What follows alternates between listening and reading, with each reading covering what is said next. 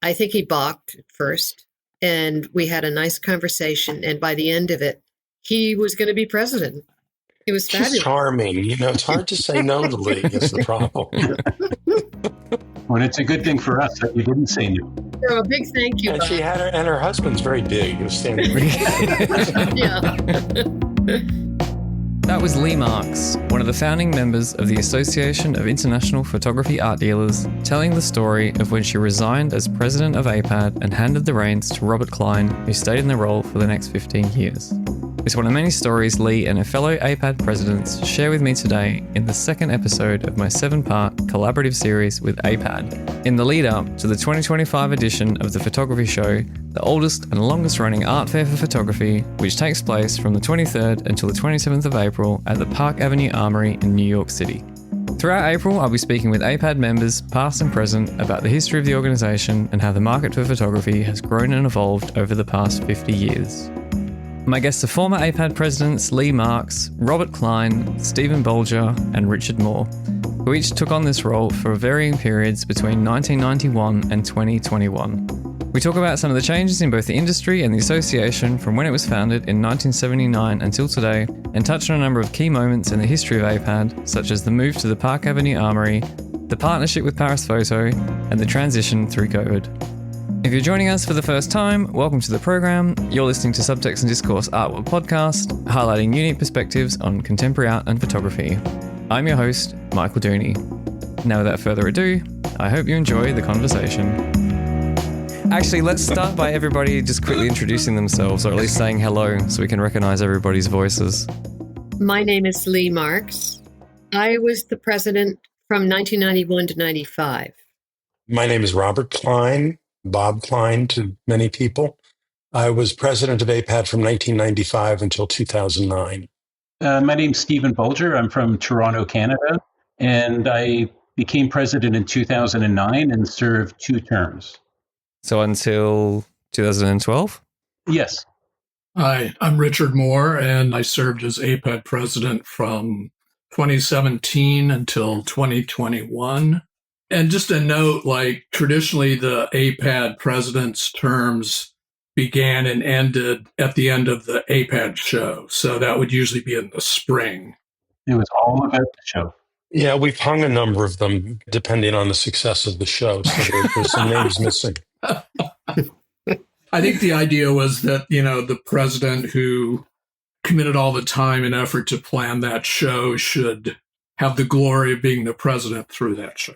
And then also we would have the members meeting where technically the new board and president is elected. So, well, maybe we can touch on how it's structured, like how you have a board, you have a presidency, but let's maybe begin with how the organization came to be. Okay. As I said, I was a founding, or I didn't say, but I was a founding member of the Association of International Photography Art Dealers, known as AIPAD. And I was on the board of directors from its beginning until 2005, which I'm a little embarrassed about because no one should be on a board that long. But as I said before, I was president of the organization from 1991 to 95. With the initial spark in Rochester, New York at a 1978 symposium that included a small photo fair and auction and was attended by curators, collectors, and 32 photography dealers, the idea of AIPAD was ignited. At this fair, the participating dealers were permitted to hang one framed photograph and otherwise relegated to tabletop display. I remember a couple of huge and sometimes raucous meetings, first at New York's Robert Friedis Gallery and then the Daniel Wolf Gallery, hammering out the details of what the group wanted AIPAD to be. We eventually came up with a board of directors, and our first president was selected, Los Angeles dealer Stephen White.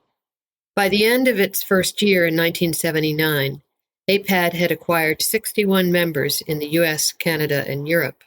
In its early years, AIPAD produced regular newsletters, presented educational programs about collecting photographs, and gave annual awards to the photographic luminaries, such as Andre Cortez in 1980, Bernice Abbott in 1981, Ansel Adams in 1982, Phyllis Lambert founder and director of the Canadian Centre for Photography in 1983, Beaumont, Newhall, and Helmut Gernsheim in 1984, and then skipping a few years to MoMA's John Sarkowski in 1992. Our main activity, as most know, has always been, though, to produce a large annual photography show of work represented by our member dealers. The first AIPAD show occurred in 1980 and was still a largely tabletop show at New York's Roosevelt Hotel, where we had 39 exhibitors. That number nearly doubled the next year in 1981. We stayed at the Roosevelt for 5 years, during which Q.C. Pfeiffer of the Marcuse Pfeiffer Gallery in New York became our president. After those years at the Roosevelt, the AIPAD board and membership felt the need to test the waters in other parts of the country. In 1985, we were in Berkeley, California, and in following years in Houston, LA, San Francisco, and Washington, D.C. We finally returned to New York City in 1993 with 76 exhibitors at the New York Sheraton, only to be met with a March blizzard and the East Coast shut down. That didn't help our show. The following year, the AIPAD show moved to the New York Hilton with 62 exhibitors, and our membership stood at 90 in 1994. The show remained at the Hilton until 2006, when we were finally able to break into our dream venue, the 7th Regiment Park Avenue Armory, through the efforts of our board and president, Robert Klein of Boston. There you have the beginning of AIPAD history. You left out the colorful things like the backyard meetings in Harry's apartment in Manhattan and Well, I remember when the drunken revelry. Yeah, I'll mention Harry at some point. He was our éminence grise. He was on the board for as long as I was. We could not operate without Harry. Right. But I wanted to tell a story about my becoming president, which you can stick in someplace or not. I did not, unlike Bob Klein, want to have multiple terms. And so when my term was beginning to come to an end, my husband and I were going through Boston. We were on the train. I think I called Bob and I said, "Can you meet us at South Station at a certain time?" Because I have. She's going to hand me a brown bag with the rules to AIPAD. I said, there's something that I really, really need to talk to you about. And I'm sure he probably thought it was a deal of some sort. But he came and I said, "Bob, I'm ending my term as president of AIPAD, and I think that you would be fabulous as president." And I think he balked at first. And we had a nice conversation. And by the end of it, he was going to be president. It was fabulous. She's charming. You know, it's hard to say no to Lee is the problem. Well, it's a good thing for us that you didn't say no. So a big thank you, And Bob. she had her husband's very big. He was standing right Yeah. He couldn't say no. Well, you were hard. You had big shoes to fill. You have a very disciplined mind, and you had. So do you. You had established credentials, and you were in New York, and I was in the outpost in Boston. So what you really seemed like a lot of responsibility. I At think the time, though, that I asked you, I was living in Indiana too. Had you already moved to Indiana? Yeah. Oh, okay. I remember your New York digs. Yeah. I visited you a number of times. Yeah. Well, okay. So thank you, Bob. Thank you. Thanks for all these years later. Thank you. I had forgotten about that meeting. I remembered having dinner with you and your family at a very elegant restaurant. Yeah. It's since closed. He was a French Moroccan chef. L'Espalier. Yeah, I think it was. Yeah. It was L'Espalier. Yeah. Anyway, I digress. Michael, feel free to rein this in at any time. I will do. But if it's going in an interesting direction, I'm going to let it happen. I was afraid I wouldn't remember anything. Were you also at the start, Robert? Like you were one of the initial I was at the Roosevelt Hotel, I think for 2 years, but I wasn't qualified to be a member. They had already established some criteria for membership by 1980, where you had to be in business, I think, a certain number of years. And I had been employed by a photography gallery named Kiva Gallery for 2 years at that point. And I mean, I entered this field as a photographer and then was offered a job to run the gallery that had exhibited my photographs. So I really took the earn while you learn approach to this career and learned on the go. I can remember some of the pictures I showed at the Roosevelt. I probably sold the first Sally Mann. Wow. And I sold this very strange, I was Sally's first dealer. She had a tiff with a book publisher and had driven all night from Virginia and met me at the gallery at like 8 o'clock in the morning. And she was barely awake. And I was her first landed gallery. That's amazing. So I have nice memories of that. Because photography, I think during that period, it didn't really have the same significance as what it does now. And I think there was no real established market yet. And you asked about how things have changed. I mean, originally the auction houses were dominated by the dealers, first of all. So the market basket was New York and largely Sotheby's on Madison Avenue.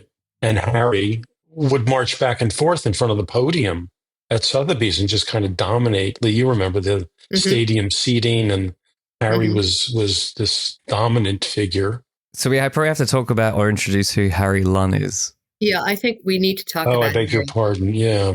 Lee, do you want to?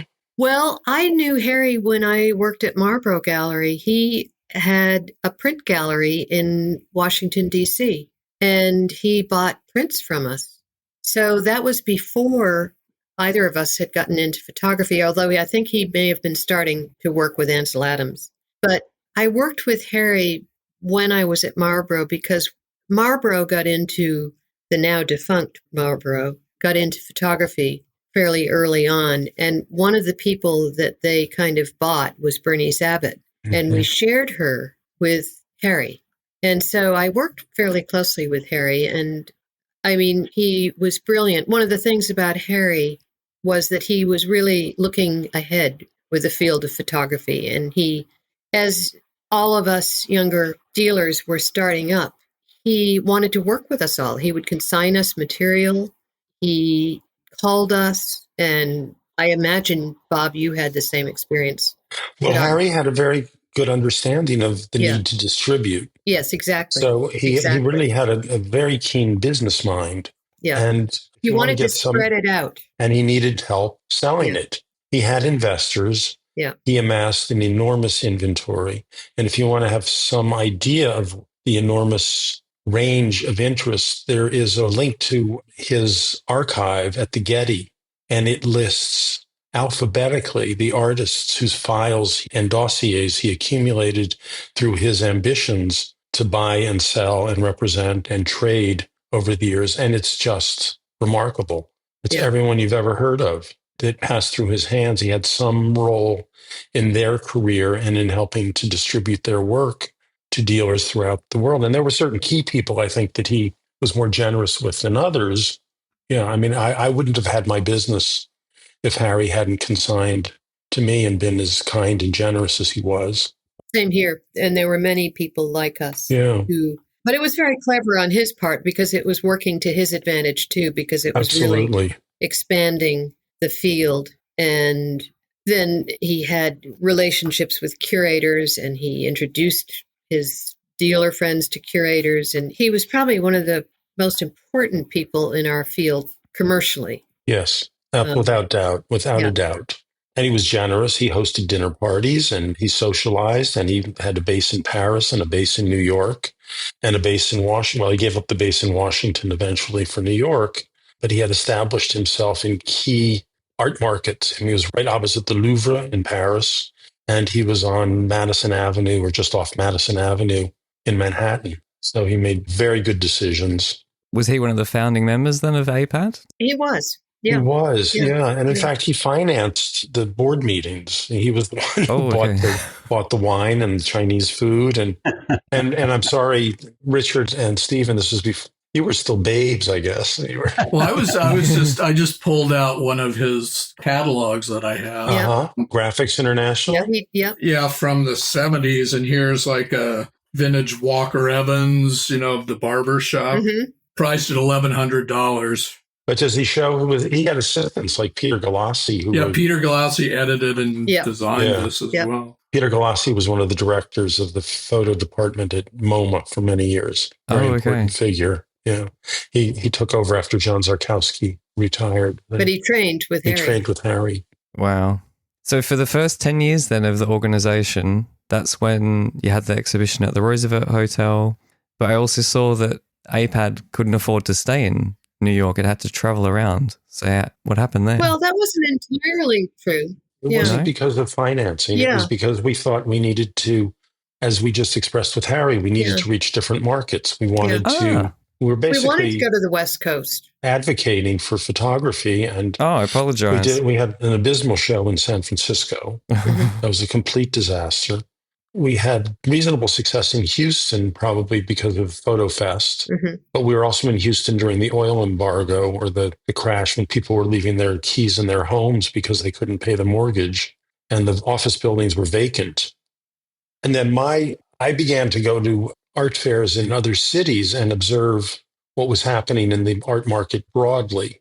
So it became a real initiative for me that we think seriously about our role and how other art fairs were operating. And after a number of years of going to the various cities that Lee enunciated, when I became president, I asserted that it was important for us to establish a base in New York and that we needed to establish a date that curators could program their travel schedule around. So we came to an agreement, and that's how New York became our established kind of headquarters for the art fair. And we tried very hard to have it at least in the same month every year so that people could plan accordingly and fit it into their calendars. We also wanted to attract Europeans, and they were much more likely to come to New York than to go to the West Coast, frankly, for the art market. And we were thinking along the lines of trying to open up markets elsewhere. And that was really, I think it's still the case. New York is really, I may be wrong about other media, but still for photography, it's the most interesting place to stage something like a fair. But and following up on what you suggested about European markets, I had established for a brief period of time, a gallery in Miami and was doing Miami fairs. So when the opportunity arose after we got into Park Avenue Armory, I guess I was riding on a head of steam and helped organize a show in Miami that was successful for some of us, but not enough. Mm-hmm. But Miami was the mecca for art buying. I mean, it still represents the largest point of transaction for art buying, probably probably the largest in the world for that week that Art Basel is there. You add all the satellite shows and the fact that it had proximity and an attraction for Europeans and South Americans. You really have an international art buying frenzy that's unlike anything else in the world. Well, and when did AIPAD collaborate with Basel? That was through Caspar Fleischmann's help. There was an initial, it's noted that Art Basel opened in 1970, but Caspar pushed for AIPAD to have a special area at a discounted price because he knew the corporate heads of Art Basel. I know that I did it for 4 years, and my last year was the year after the fall of the Berlin Wall. Mm-hmm. So it was probably from like 86 or 87, AIPAD's involvement with Art Basel, Switzerland. Yeah. And in 89, when the wall came down, by 90, Germany was going through a terrible recession. They were pouring money into rebuilding East Germany, and there was very little business activity in Basel that year. And I don't remember if it was 90. I didn't do it again after that. I don't think I felt like I lost my shirt that year. But people continued to do it. I'd say Joshua Paylett was one of the holdouts who continued. Mm. But in the early days, Hamilton's was there, Hans was there, Peter Walk was there, Larry Miller was there, Kathleen was there. I mean, one of the great things that unfortunately you guys didn't have a chance to participate in is Caspar organized a tour of Switzerland. We had 2 minivans, sorry. And he took us to all of the cantons in Switzerland and treated us to the ethnic specialties of the different areas. What was the name of Caspar's gallery? Your Stockeregg. Yeah. It's the name of the street. The name of the street that it was on. And didn't he deal heavily in Paul Strand at the time? Yes. Really top stuff. Well, yeah, he had Stieglitz. He had Kuhn, Heinrich Kuhn. Kuhn. I met him originally in Boston because his wife was from Boston. And he was originally showing his own work and Robert Frank and Ansel Adams. I met him when I was working at Kiva Gallery, And I had a girlfriend from graduate school who was Swiss, and I met him in Switzerland in like 1978, 79. And he was just operating out of an office, and the downstairs area was leased to an Israeli bank, Bank Leumi. He eventually took over the bank once he got his feet going, and once he got his interests established as a dealer and had made acquaintances with people. And the gallery moved downstairs, but his family owned the building. Came from a very wealthy background, magnificent house on the Lake of Zurich. He was another satellite of Harry Lunn's as well. Yeah. Financially, he had a huge impact on our business. I'd say he had probably spent millions. Wow. We're jumping around a lot, so it's hard to get. Yeah, we should probably focus or we'll never get to like Stephen's turn. Yes, we need to get up to date. Yeah, I think so. So we touched on Art Basel, about returning to New York. Lee said you were reluctant to take over the presidency initially. It's Bob will No, it was a matter of age and it's a full-time job. Yeah. Oh, and it became even more so as I grew it, and I came into this. You had a company behind you. When we started out, it was fairly amateur, but it really was a full-time job to keep up with everything. We had various executive directors, and we had an executive director that resigned, and Kathleen Ewing, who had been president of the association, decided that she wanted to be the executive director, and we welcomed her. And I finished her term and served another term. And it just was a lot of work, and it took a lot of time away from working, making a living. Running a gallery, Yeah. So I just didn't want to. I didn't have any other reason than that, because I kind of enjoyed it, but I just couldn't afford it. No, I understand.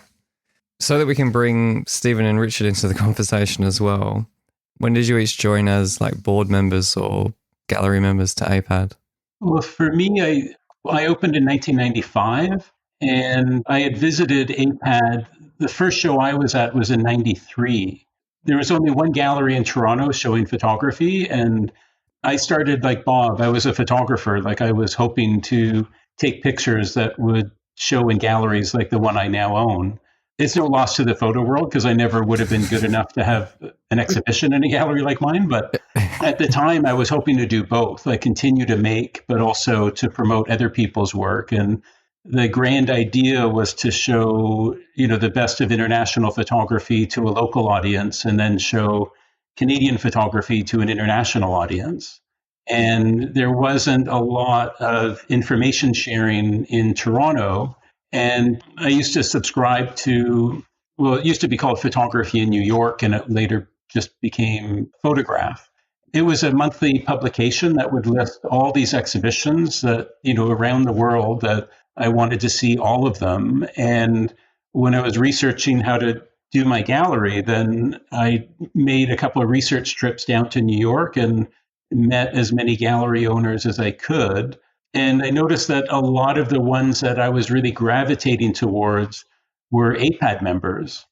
So, I went to one show and just sort of looked around and poked around. And in 94, I think it was, I was actually on a golfing vacation in Arizona and had heard about the Etherton Gallery, and I think I had met him at the AIPAD show the year before, so went to visit him, and he couldn't have been nicer to me, and really, was a good mentor of mine early on, like before I was opening, and strongly encouraged me to become a member of AIPAD. And he was so enthusiastic about it that I don't know if he didn't know about it, but in my second year of operation, he recommended that I apply for membership. And I was very disappointed to get declined because I hadn't been in business for 5 years. And I knew it was something that I wanted to wait for.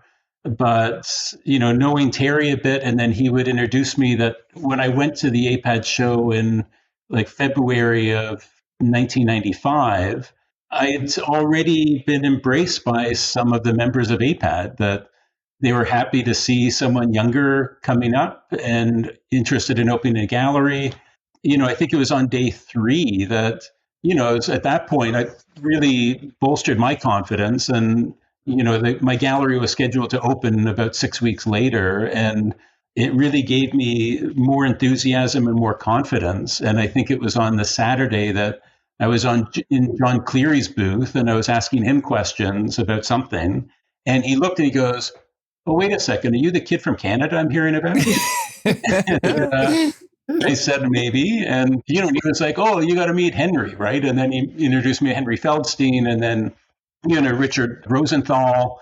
I found that within the membership, there are these different pockets or different cliques within the membership. I mean, it was very collegial on the whole, but there were these little cliques that were based around different areas of interest that people had in photography or different areas of expertise. And they were all sort of photo geeks like me. So, I mean, any question you had about anything, there was someone that would give you like the best answer you could ever hope to find. And at AIPAD, they're all in like this one room. It was really remarkable for me being sort of in a wilderness in Toronto, and then to go down and it was like all right there. And people couldn't have been nicer or more enthusiastic or interested in helping and just talking about photographs. For me, it was a real lifeblood. Yeah, wow. I know when I spoke with Lydia and Martin last week, they were saying as well how much of a family and a community AIPAD is, which, is really refreshing, really. It really is. I mean, we're competitors. In the art world, it's very, very unusual to not be a bunch of backstabbing, double dealing, cutthroats. I think it's because we dealt with multiples, number one. Number two, we were all kind of thrown into having to share in order to make business happen. And maybe Harry was, the example that he was so generous with moving material around. Maybe that affected how we conducted our own business. But it was nothing to ask somebody to send you an Ansel Adams from, across the country because you had a client who was coming in the next day to see it. You're not going to get painting dealers to share paintings with you like that. When we did these fairs together too, of course you would have dinners with clients, but at the same time, you'd have great rowdy dinners with the fellow dealers. I mean, I remember ending up in a hot tub with Ken Jacobson and several other people when we were in California. I mean, we just had, after the show closed down for the day, we usually went out with each other and had dinner and drinks. And oh, no, it was very collegial because I know when, after I got to know more people as a member, there was a few things before I was a member that, I got to know more people, and then I was allowed to join before the 5-year rule. I thought so, because I was on the membership committee, and I remember. Yeah, no, so that there was some special consideration. And then, about a year after being a member, I was asked to be on the board, and I thought, okay.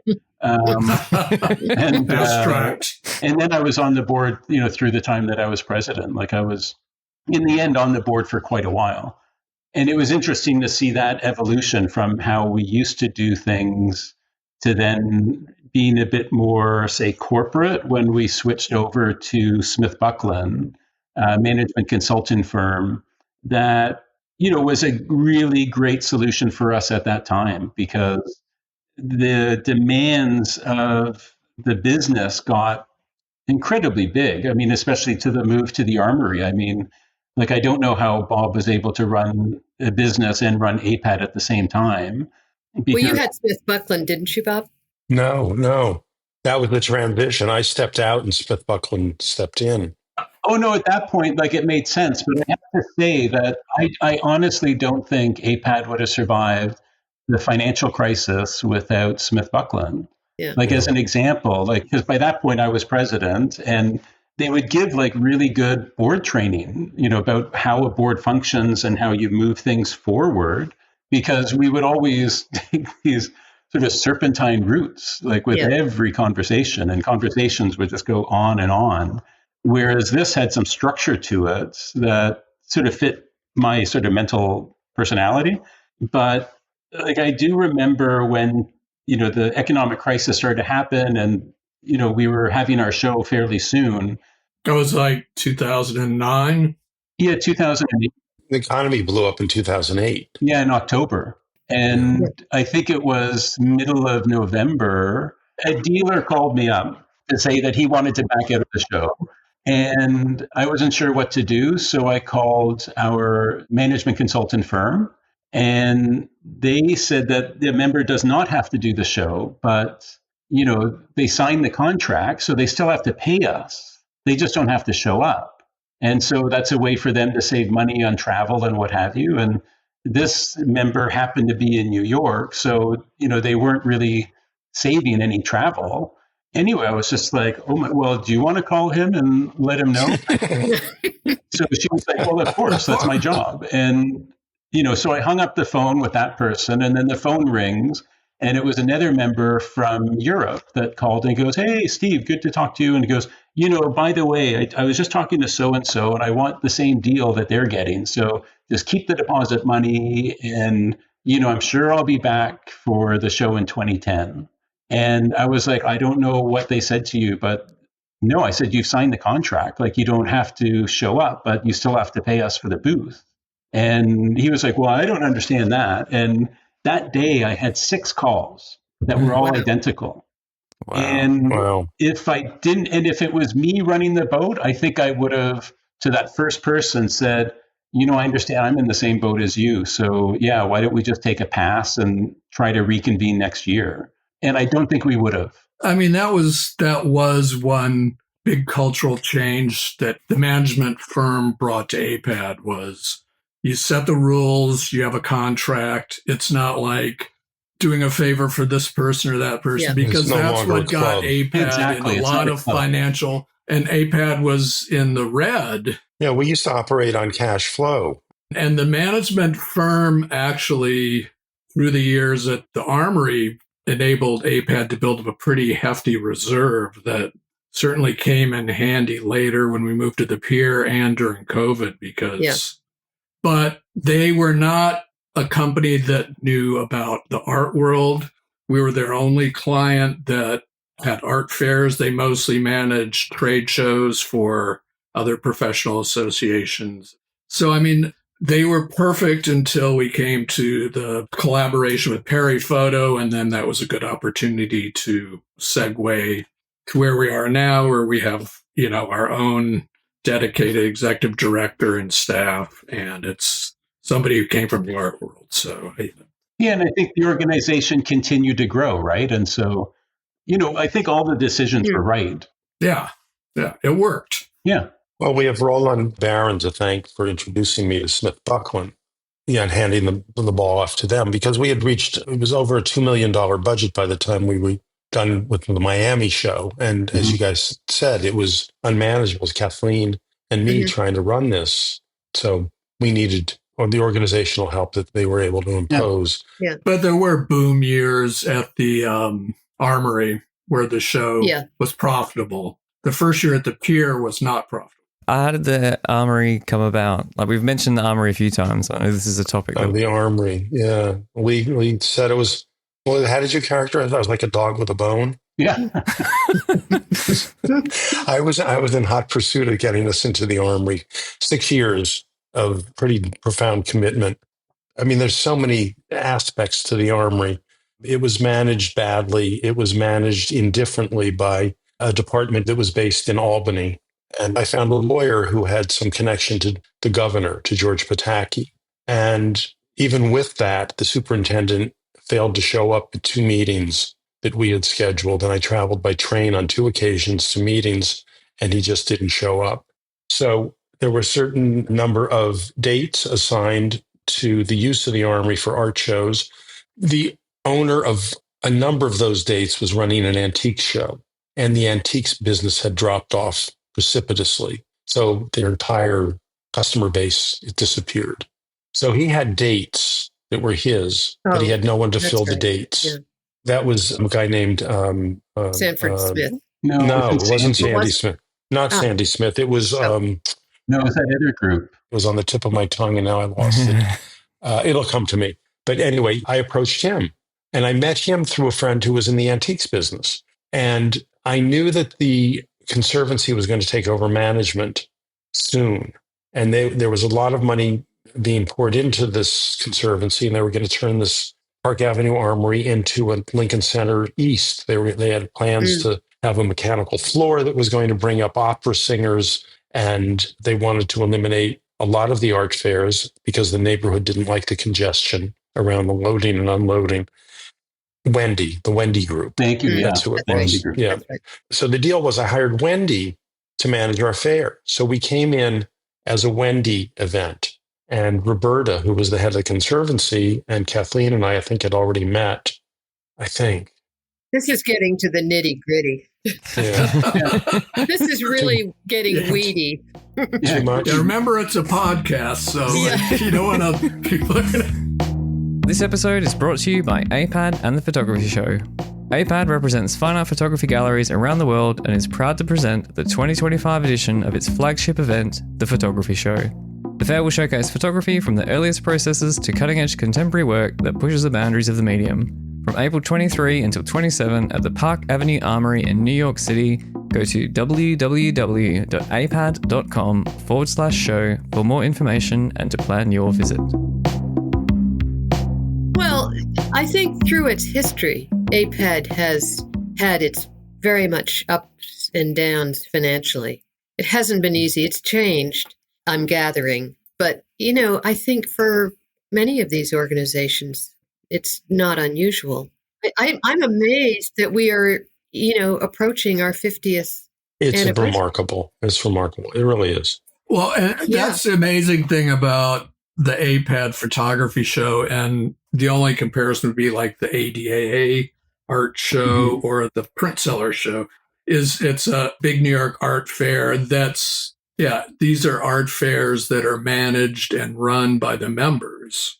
It's not backed by some big conglomerate corporation like now who operates Frieze and Art Basel, and they eat up other art fairs. These are the member galleries making the decisions. I mean, I used to say it's like having, the lunatics running the asylum, but it's a lot of power for the exhibitors to have that input and be the management at the same time. Yeah. It's probably also difficult as well to sort of separate I think you alluded to it before, like it's not a club looking after each other's members. Like you have to have like a different hat on to look after the best interests of the organization and running of a business. Yeah. And being president it's voluntary. Yeah. You're not compensated. And as Lee was saying, when it's close to fair time and planning, it's almost full time. Oh, yeah. I mean, and then during COVID, it was a whole different story. I mean, there wasn't a fair, but it was a whole different set of challenges. But it's not a job that people really want. I think that probably somebody who wanted the job would probably not be very good at it. So it's public service, in my opinion. So, but Richard, you were the president in the lead up to COVID, weren't you? During COVID, the first year. Yeah. It was the Perry Photo New York AIPAD show was that literally postponed 3 weeks before the fair because of COVID. You probably had a few sleepless nights. Must have been. Yeah, there was a lot. There was a lot of back and forth with Florence Bourgeois and their team, and we kept hoping somehow there was going to be a way to get around the restrictions, and then finally you had to throw in the towel. Originally, it was just canceled, and then, it was originally postponed, and then it was canceled when the extent of the lockdown became apparent. Became clear. I got into the weeds a little bit and a little background. Is there anything about your relationship with Perry Photo you want to share that's colorful and perhaps a little terrible? Oh, okay. Well, that's a rough talk about professionally run. Well, I actually came to respect them a lot through all that, especially with the COVID. When I was on the board and then when I first became president, a lot of members who exhibited Perry Photo would approach me privately and just, we should do something with Perry Photo. There must be some way we can work with them because they do such a great fair. They have such influence in Europe and they could bring people over.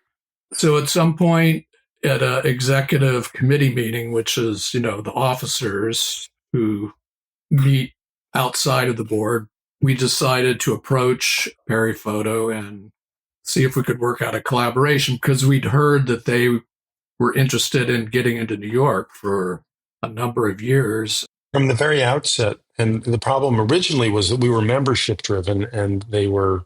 Exactly. We couldn't figure out how to merge the two when it was... Yeah, part of the problem was with AIPAD, as you all know, we always wanted to have every member who wanted to exhibit at the fair be able to do it, which was part of the reason why there was never much extra space at the Armory for anything other than booths. Like, we couldn't have the book publishers or special exhibitions.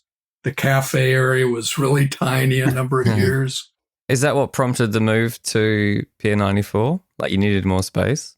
That was partly it. Partly we were informed by the people around the Armory that they were cutting back on art fairs. Kind of goes back to what Bob was saying about their desire to have more performances.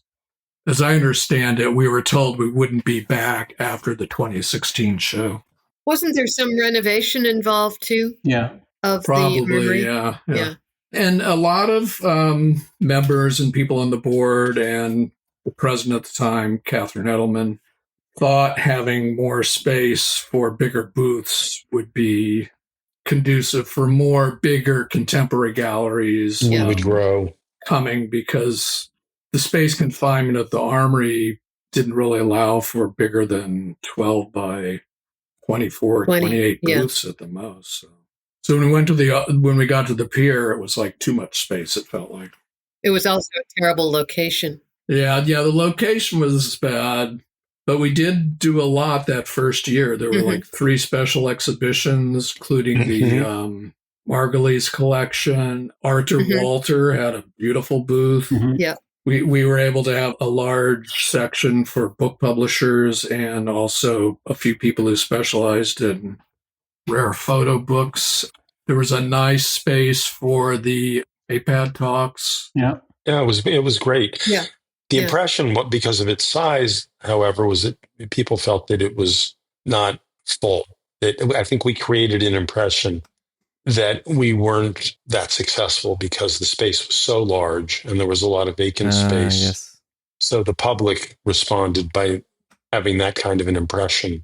And then, I suppose 2 years later, then Corona happened, didn't it? Yeah. Well, we had 3 years at the Pier. And then the Pier became condemned. Yeah. The Pier was deteriorating. Well, what happened was 2017, 2018, 2019, we had 3 years of shows. So the whole reason that Perry Photo agreed to partner with us was because that Pier was really the only venue in New York other than the Javits Center that had the scale for the kind of show that they wanted to do. So we had the bargaining power of having the dates in spring at that venue. And also they didn't want to compete with us. So the fair for 2020 was all set for the Pier, and then COVID came. And then during COVID, apparently they did some inspection work on the Pier and discovered that the actual supports in the water were falling apart, and it was Pier not itself safe. was no longer a pier. Exactly. So that's why art fairs, they still can't have events there, I don't think. Yeah, no, it was condemned. Yeah. And that's part of the reason why Perry Photo hasn't been able to come into New York. We had a 3-year arrangement with them to do 3 years of art fairs together. And for 2021, with the Pier not available, they did extensive looking at different venues. In fact, this is a kind of a segue, but this is how we came in contact with Lydia Johnson, who's our current executive director. She was the person in New York working for Perry Photo New York. So I had, dealings with her, and she was looking for venues. Eventually, they gave up because the only possible site was the Javits Center, and all their spring dates were book solid because that's when they have the big auto fair. You just reminded me of something that I think is important to share with you anyway, is that Perry Photo from the outset was interested in a New York base and worked with me or asked me repeatedly about a collaboration in the early years of Perry Photo. And they became increasingly kind of involved. And the move to the Armory was also as much of an ambition on my part to get us to the Armory as it was defensive to save AIPAD from being diminished by Pari Photo getting there ahead of us, or just finding a base in New York and making us look puny and insignificant. So I remember being challenged and feeling very competitive with Pari Photo. I think to AIPAD's benefit, there was, change of directorship of Pari Photo around the third year of when they did their fair in LA. Yeah. And that's when Florence Bourgeois came in. Yeah. And she's very smart, and she understood that we had the established show in New York, many years running. The best photo galleries in New York were AIPAD members. And she saw AIPAD as an asset. And fortunately, the AIPAD board also viewed working with Pari Photo and Florence as beneficial for the organization. Yeah. So the negotiations went on for about 2 years. They came in, did a presentation, made an offer. They originally offered to buy the fair from AIPAD. Whoa, I guess it's okay to talk about this because the NDAs are all expired, but good. That's fine. They basically, I want to hear it. But the saving grace for AIPAD was that when the show was canceled because of COVID, AIPAD had just minimal loss investment in the show, and Pari Photo very graciously absorbed it all and refunded booth fees as well. Oh, wow. I really respect that Florence and her team and how they handled all that. And we're good friends to this day. Oh, good. That's great. I mean, one thing that I can say that I think is a real strength of the show, as well as the membership, is that it continues to show the gamut of photographic practice from the very earliest, like through modern into contemporary. And I think there's been a lot of, changes in the medium. And I think that's always been reflected at AIPAD. One thing that was interesting is that when we did make the move to the Piers, a big part of that was because there was a lot of contemporary dealers that had, started to represent artists that happened to be using photographic methodology. That was something that was missing from our show. Like you wouldn't see like a Jeff Wall at AIPAD. And there was a big debate at the time is that, well, should we be showing art that uses photography or should we just be showing photography? And I think that first year at the Piers, I mean, it did bring in a lot of contemporary dealers, but I think their collector base preferred to see them at art fairs and not at photography fairs. And also because those dealers didn't really know how to talk about these objects as photographs. And I think a lot of us were frustrated because we would see these very large contemporary works that were just not well made. And I mean, the ideas also seemed to be a little vapid as far as we were concerned, but that's, taste. But, quality of printmaking is something that's very important to photo dealers. And it didn't seem to be as important to contemporary dealers. And that's where that group didn't mix, that there wasn't, in the Piers, there wasn't that same level of collegiality across the board. It was almost like there were these two camps that, people that insisted on the best prints always versus people that were more sort of image oriented. And that was interesting, I think, to see those two groups try to come together because early days of Photo London, when Danny Newberg was running it, he tried to do that same thing and it didn't work. And I remember because I, exhibited in his fairs and you could hear like the contemporary dealers just pulling their hairs out because, they were getting asked a lot of difficult questions that they didn't know how to answer. Like, what is that print? Like, how did, and they were like, I don't know, like the guy made it. Like, and I put it on the wall and it's 85,000 pounds. Like, what's your problem? Whereas the geeks like us will talk someone's ear off about why this print is so important and the nuances and the particularities of a print or an artist, that we like doing deep dives in the objects that we're working with. And it's not really about the celebrity of the person that made it, but the thing itself. And that's something I find really interesting in AIPAD, is like how we fetishize about the objects. Well, and that's the other thing about, you look at some of the AIPAD member galleries, the people who've been in the business for like as long as like Bob and Lee, and a lot of these people kind of wrote the books on certain photographers or periods of photography. Or you look at Hans Kraus, what he's done to present 19th century European American photography, Howard Greenberg. And they blend well with also the people who are showing excellent contemporary work, like, Yancey, Richardson, and Howard Greenberg shows contemporary. A lot of the big galleries are experts in 19th, 20th century, but they've also introduced contemporary programs years ago, because that's really where the life in photography is now. I see it is the living photographers. Yeah, I think today you need to have a secondary market business as well as a contemporary business. Yeah. Well, and also a lot of the contemporary artists are going back to historical techniques and methods. Yeah. So there's a kind of shuffling of, it's sort of interesting. I mean, there's some really wonderful daguerreotypes, and take Adam Foose, who's doing everything. Yeah. People who work with cyanotype. Yeah.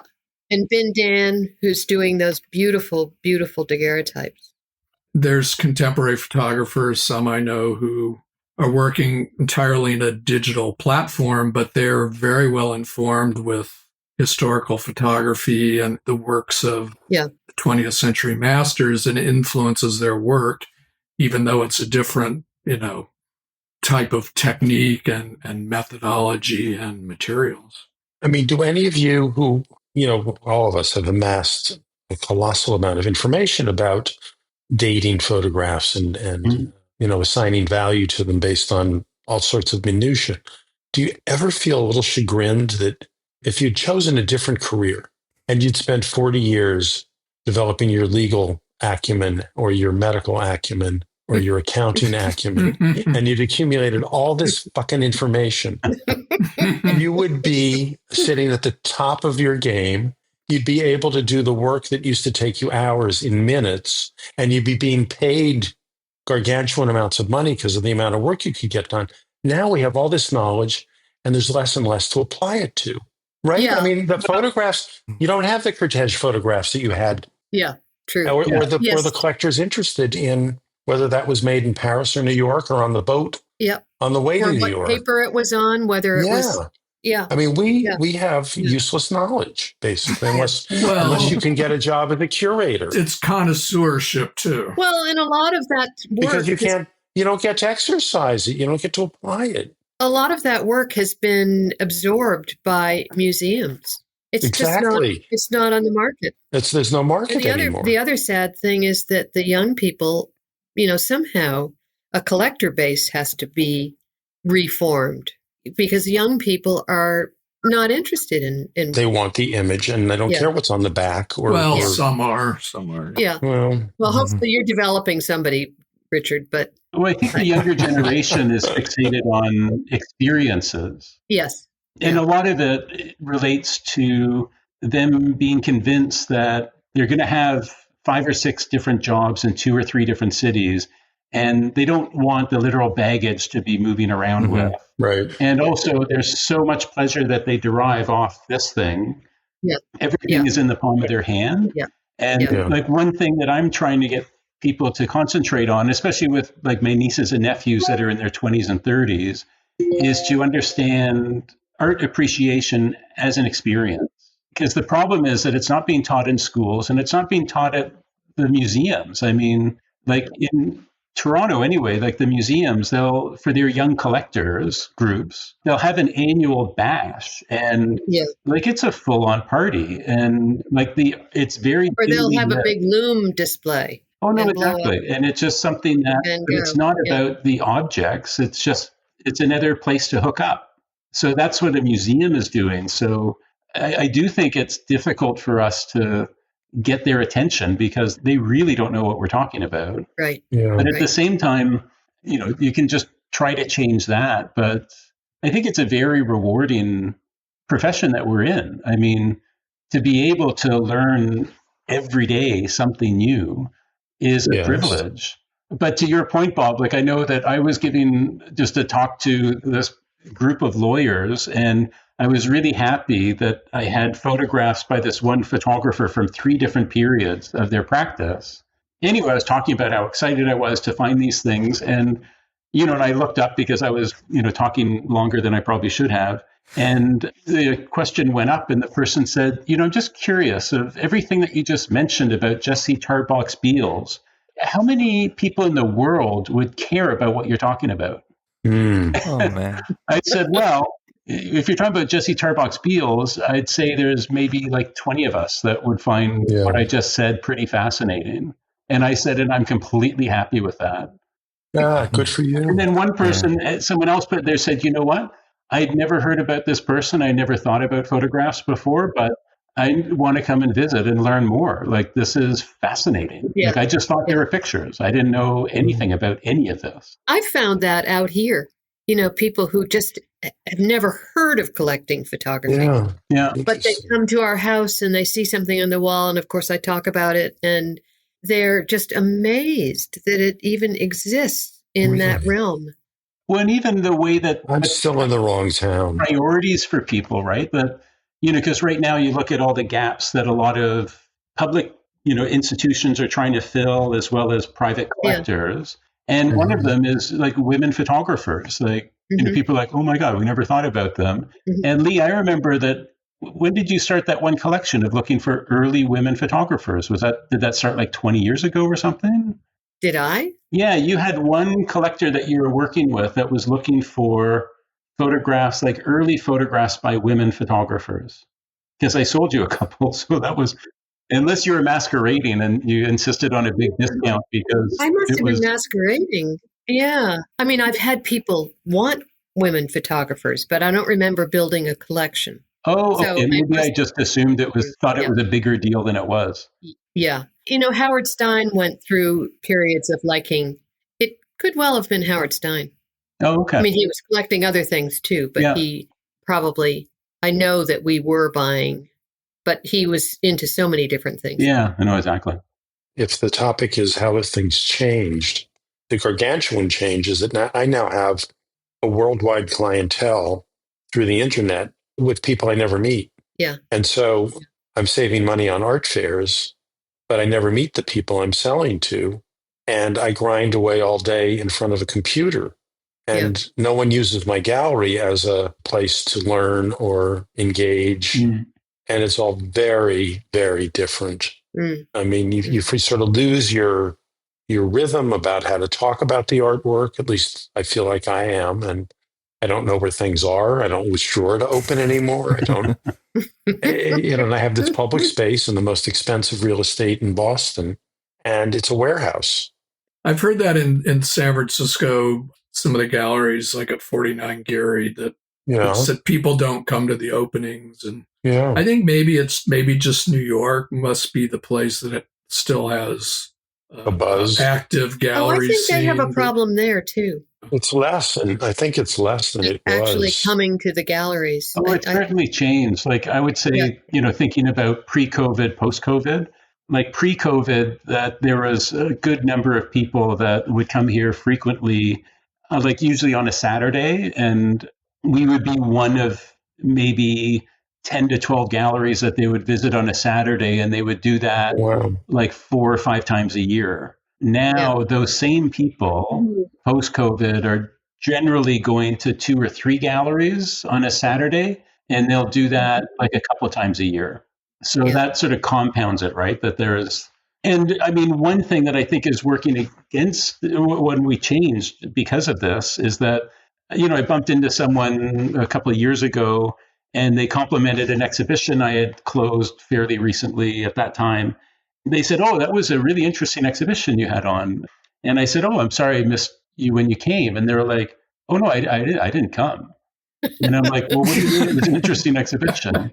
And they said, well, you send out these great newsletters with all the pictures and everything there. Like, I love seeing these posts that you do. And, and I'm like, so I'm sorry, but that's supposed to entice you to come in to see the work. Yeah. And he said, I don't feel the need. I mean, you're so good with the information. I feel fulfilled reading your newsletter.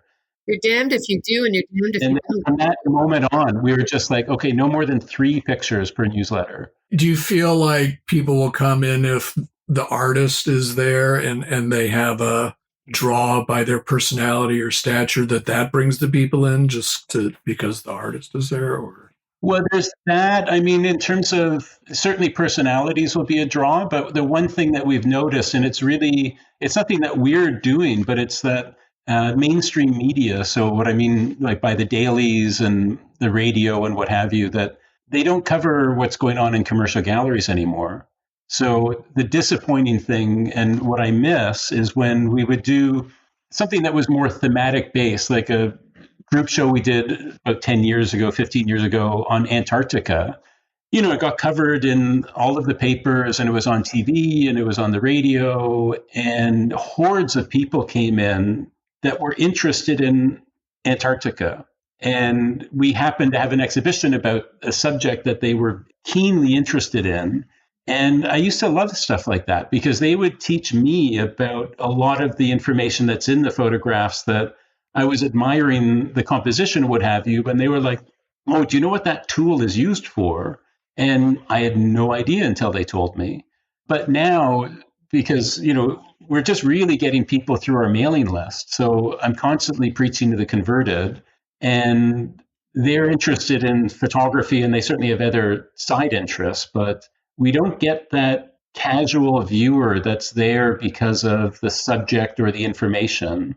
That's the loss I feel. Like I don't mind it that we don't have quite as many people here, because sometimes it's hard to talk to so many people at one time, but I do miss those visitors that were so enthusiastic and maybe had never been in a gallery before and maybe never will go in another one again. But I felt really fulfilled by giving them something that made them happy.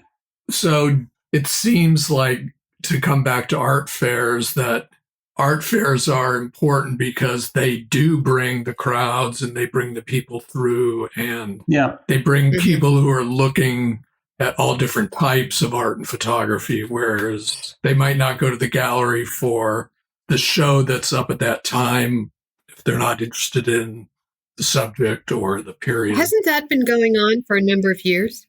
I think so. I think for a decade anyway. I mean, if you do 6 or 8 shows a year and people go to that and they'll travel to that, they'll go to Europe or they'll go to Asia, they don't need to go to your gallery, which is a sad commentary. Yeah, but part of the issue with art fairs, which I've been reading about, there's one writer who specializes in kind of the economics of the art market, and their premise is that it's just so expensive for the smaller, medium galleries to do these fairs, but they don't have a choice but to be there because that's where the people come. Mm-hmm. And this is more in the contemporary art fairs, because the mega galleries draw their clients, but the smaller galleries with the emerging or, cutting edge artists kind of bring the excitement that the fair needs, but just the economics don't work now anymore for the galleries, and the same thing for the artists. So, which comes back to AIPAD being a member-run show. We've always tried to keep it as affordable as possible for the galleries, and it's not for profit. So I don't know where we're going, but I'm looking forward to this next show, and I hope it's a good one. I just hope I'm able to cross the border to get to it. Oh, yeah. It was really amazing speaking with Lee, Robert, Stephen, and Richard, and I hope you enjoyed listening to their candid insights of the oldest running association and art fair for photography. Check the show notes for links to the AIPAD website and social media presence, as well as details about each of today's guests. In the next episode of this series, we focus on New York as a global art market capital. Legendary collector, dealer, and champion of photography Howard Greenberg joins me to share his experiences of the early days in Woodstock and New York City. If you want to be the first to hear new episodes, please subscribe to Subtext and Discourse Art World podcast wherever you get your podcasts. And if you know someone else interested in the overlap of photography and the art world, please send them a link to the show. Podcasting is obviously a broadcast medium, however I'm happy for listeners to reach out. You're welcome to follow me on Threads, Instagram, Blue Sky and LinkedIn at Michael Dooney. Otherwise, you can always go to my website, www.michaeldooney.net. There you'll also find the International Photo Festival database I put together, as well as my webinar for photographers and artists working in lens-based media to better understand the art marketplace.